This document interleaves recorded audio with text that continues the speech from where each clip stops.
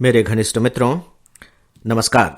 Friends, आइए आज ये जो रूहानी रिश्ता होता है इसके विज्ञान को थोड़ा समझने की कोशिश करते हैं। कल मैंने इसके बारे में थोड़ी सी आप सबसे बातें की थी और खासकर भारतीय दर्शन में इसे एक प्रकार से कुछ पूर्व जन्म से जोड़कर देखने की कोशिश की जाती है।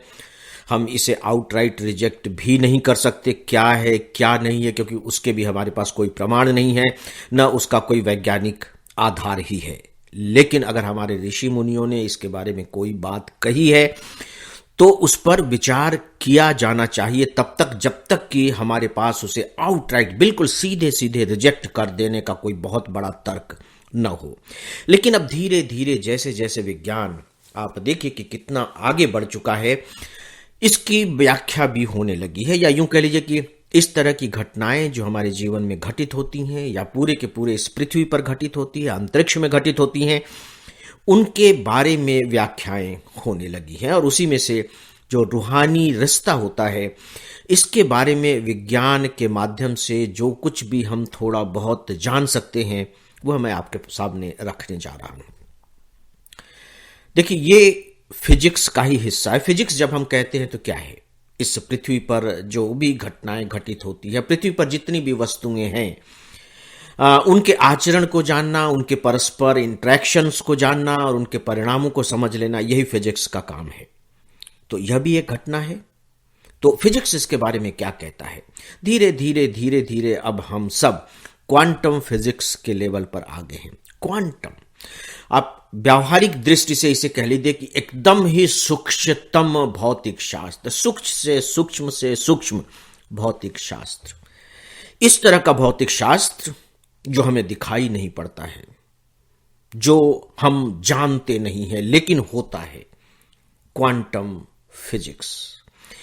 इस क्वांटम फिजिक्स की एक दो बातें बहुत इंपॉर्टेंट हैं जो मैं यहां आपके सामने रखना चाहूंगा। इसके जब हम सिद्धांतों की बात करते हैं या क्वांटम फिजिक्स कैसे काम करता है, पहली बात तो यह है कि क्वांटम फिजिक्स में जब भी कोई घटना घटित होती है, एक साथ कई स्थानों पर घटनाएं घटित हो सकती, एक ही साथ कई स्थानों पर घटनाएं घटित हो सकती हैं। और मजेदार बात यह है, या यूं कह लीजिए कि आश्चर्यजनक बात यह है कि अलग अलग स्थानों पर एक जैसी घटनाएं घटित हो रही हैं, लेकिन उनके बीच में कोई मीडियम नहीं है, कोई ऐसा माध्यम नहीं है जिस माध्यम से आप कह सके कि ये बात वहां पहुंची, फिर वहां की बात वहां पहुंची, फिर वहां की बात यहां पहुंची, और इस तरह से तीनों चारों जगहों पर किसी एक समय विशेष में घटना घटित हो गई।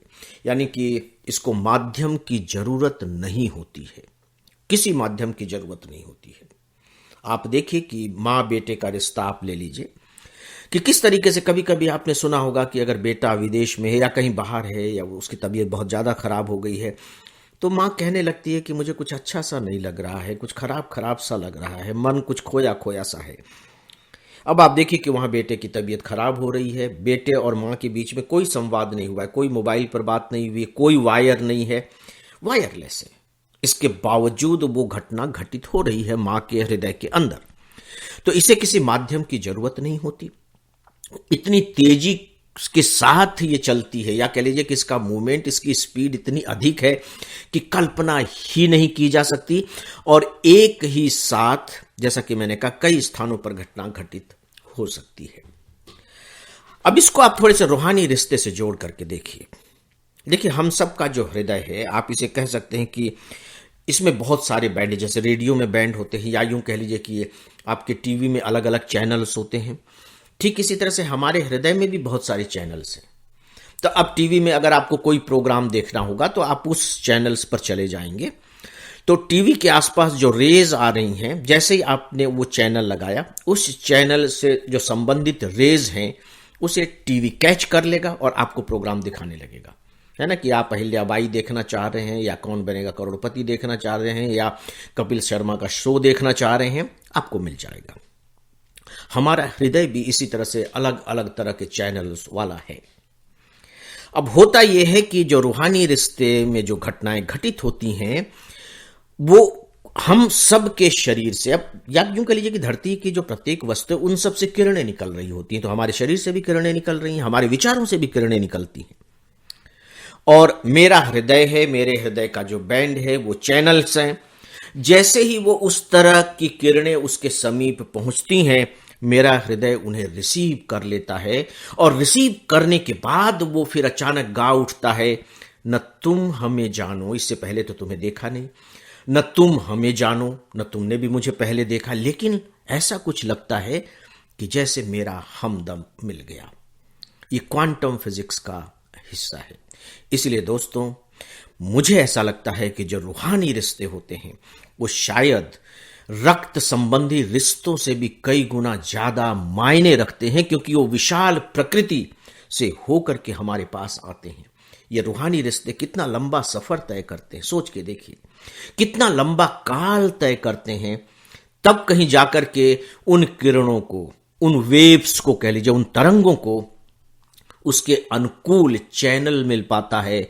और यूं कह लीजिए कि आप ऐसे भी कह सकते हैं कि उन चैनल्स को अपने अनुकूल तरंगे मिल पाती हैं। इसीलिए ये बहुत ही अनमोल होते हैं और इन्हें संभाल कर रखा जाना चाहिए और इनकी कीमत को समझा जाना चाहिए। तो दोस्तों, आज बस इतना ही।